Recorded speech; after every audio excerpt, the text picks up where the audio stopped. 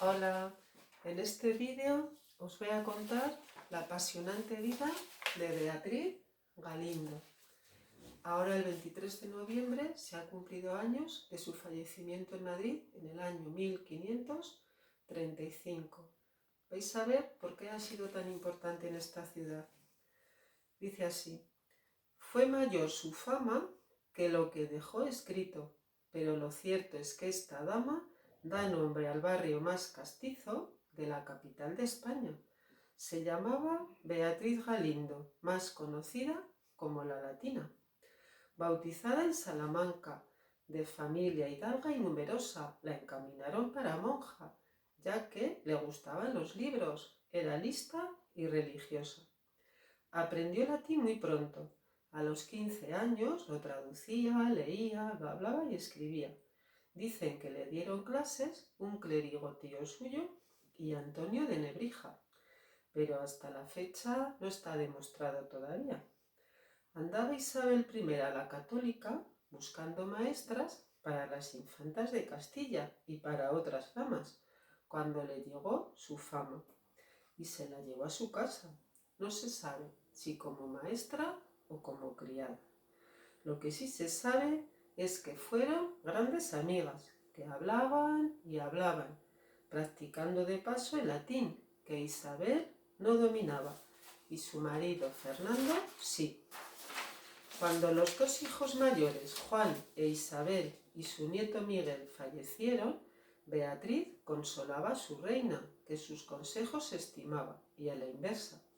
Por su trabajo como criada, 15.000 maravedíes cobraba, como está recogido en los archivos de Simancas, en Salamanca.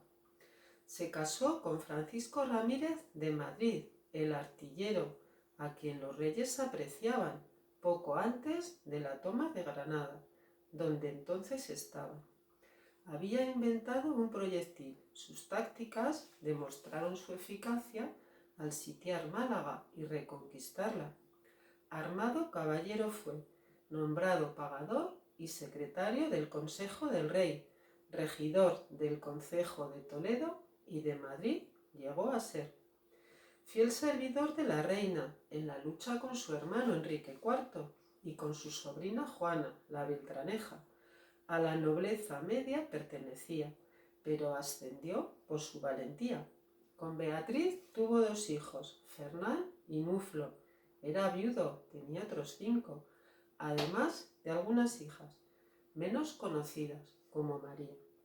500.000 maravedíes les dio la reina, 400.000 para la boda y 100.000 para el vestido, más otros bienes que aumentaban su hacienda, cortijos, huertas, molinos, en Madrid y en Andalucía. Pero la felicidad poco iba a durar. Los moriscos que quedaban se rebelaron en las Alpujarras, donde Francisco fue a guerrear, como capitán general que era, y donde fallecerá, en plena batalla, en la Sierra Bermeja de Málaga. Al enviudar, Beatriz aún no abandonó la corte, itinerante entonces. Al morir Isabel, la acompañó hasta el final, junto con otras damas. Desde Medina del Campo viajó con ella a Granada, donde la monarca deseaba ser enterrada. Después eligió Madrid para residir, como homenaje a su marido, para cumplir los planes que con él había tenido. Sus hijos eran pequeños, debía ocuparse de ellos. Le ayudaba su hermano Gaspar, secretario del príncipe Juan, y al morir este, también de su madre, Isabel. Tenía además otras ocupaciones, sus 2 fundaciones religiosas y el hospital para pobres.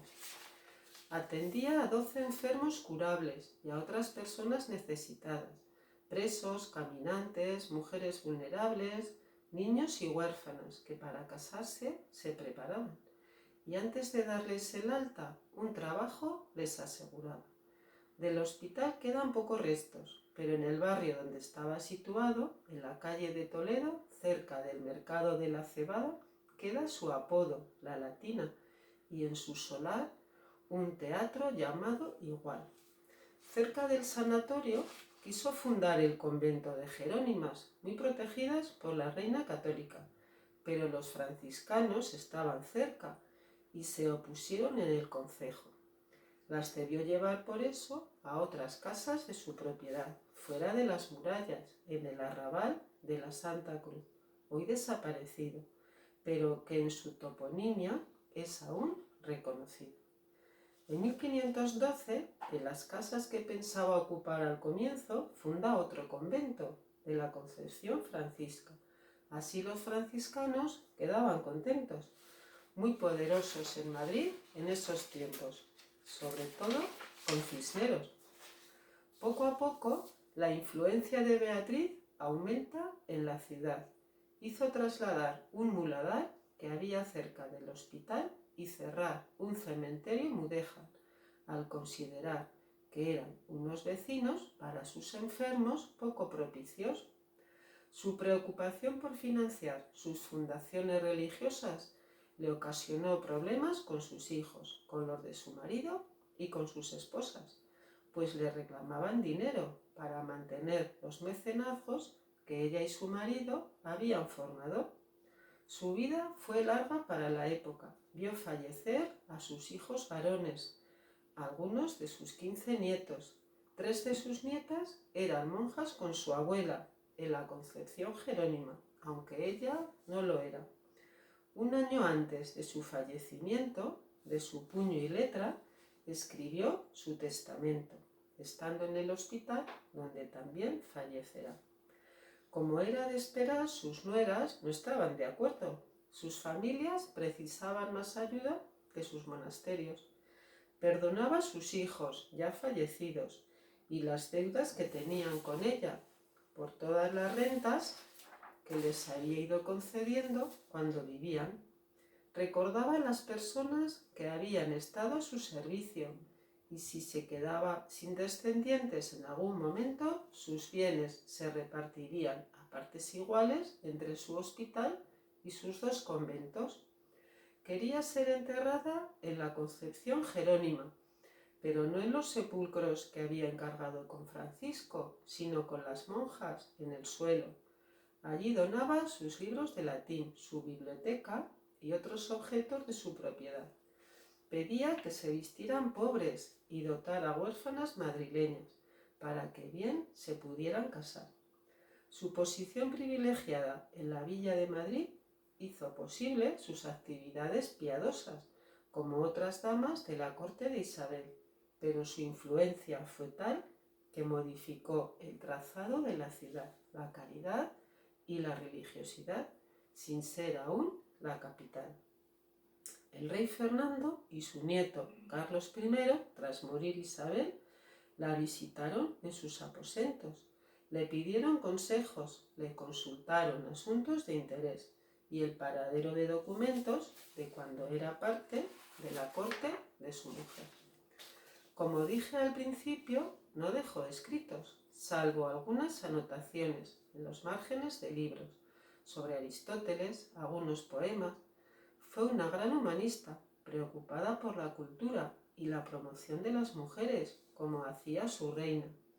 Reivindicaban la capacidad y la inteligencia de las damas para intervenir en la vida religiosa, la política o la sociedad de la época. Hasta entonces solo eran cultas las monjas, pero el humanismo lo cambió. Formarían parte de la casa de la reina, como en el libro La ciudad de las damas, que su papel reclamaba y que Isabel tenía traducido en su gran biblioteca o bajo su almohada. Las infantas de Aragón y de Castilla, sus 4 hijas, Isabel, Juana, María y Catalina, estaban bien instruidas, tanto en las letras como en la vida, el buen gobierno o la justicia.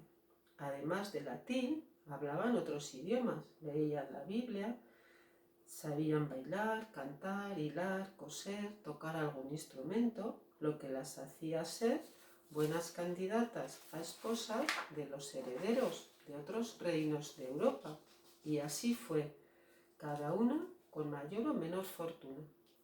Aunque tardó la mujer en llegar a la universidad, como Isidra de Guzmán mucho después, Estas pioneras iban abriendo el camino a la chita callando de la Edad Media a la Edad Moderna pasando. Beatriz se calcula que en el tiempo que sirvió a Isabel I, unos 9 millones de maravedíes cobraría, además de otras rentas. Si era criada, no salen las cuentas. ¿Sería entonces maestra de la primera reina de España y de sus infantas, después reinas europeas, además de ser su amiga? Para mí, lo sería. Aquí os enseño la capilla de San Román, donde fue bautizada, en Salamanca. Esta es la imagen más conocida de ella. Este retrato se conserva en el Museo Lázaro Galdeano.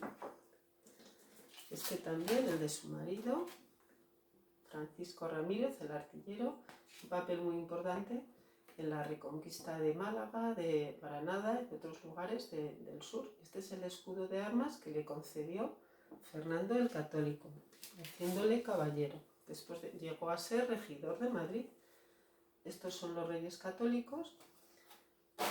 Beatriz, al formar parte de la corte de Isabel, vivió con ella muchos acontecimientos y se codeó con muchos personajes importantes de la época. Aquí estaría en la rendición de Granada, seguramente. Se había casado hacía escasamente un mes con su marido que estaba allí. Esta es cuando dictó el testamento la reina Isabel en Medina del Campo. Una de estas damas que están ahí con ella se considera que sería Beatriz Galindo. Había otras más, muchas más mujeres que la servían, pero se considera que ella fue de las más importantes. Les daría clases de latín a ella y a sus hijas. Como el rey Fernando sí que lo sabía, porque la habían educado desde pequeño para ser rey, ella tenía como esa espinita clavada, ella quería aprender latín y por eso a sus hijas les formó en el latín, el griego y más idiomas después de las cortes a las que fueron a ir a parar. Esta es la portada, la fachada del hospital que fundó Beatriz con su marido, donde está ahora el Teatro de la Latina, sería. Estos son ellos dos, el matrimonio. El marido, no sé si lo llegó, tenía la intención, pero debió fallecer y falleció antes de que se pusiera en marcha.